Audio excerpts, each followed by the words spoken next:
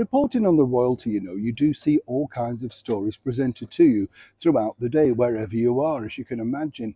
And right now, the people in the news are definitely, without a doubt, for all the wrong reasons. The ex-royals, Harry and Meghan, the Duke and Duchess of Sussex, a title that they like to use on occasion, basically when they're promoting something or indeed trying to highlight the fact that they're onto a good cause, whether that be picking up a new award for Meghan Markle or indeed Prince Harry's mental health agreement list or better up or whatever he's doing. They realise the power of that title. Now, this has been an ongoing battle between, of course, many admirers of the British monarchy over here, and now in particular under the brand new reign of His Majesty the King, King Charles III. Lots of people want those titles taken away.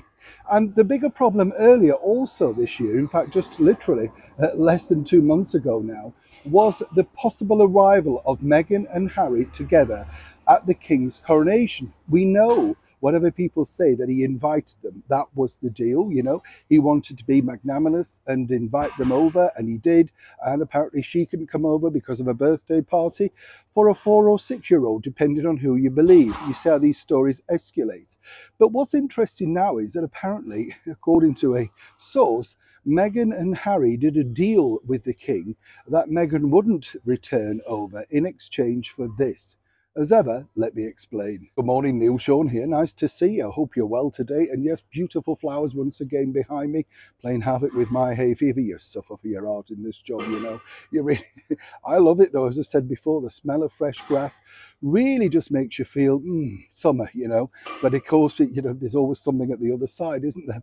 Back as ever though to your breaking royal story of the day. Now, I just really wanted to highlight this particular story because it is picking up some traction, and it's in many respects ridiculous when I tell you the background to this, because as we know, earlier this year, to many people's kind of shock, even though titles meant nothing to Meghan Markle, she very famously pointed out on international television via Oprah Winfrey, well, clearly they did, because then we were instructed via the royal website that both Lily and Archie, Princess Lily and Prince Archie, were now in the line of succession for the world to see. Now, according to this recent report, that deal was struck on the proviso that Meghan Markle stayed away from the coronation.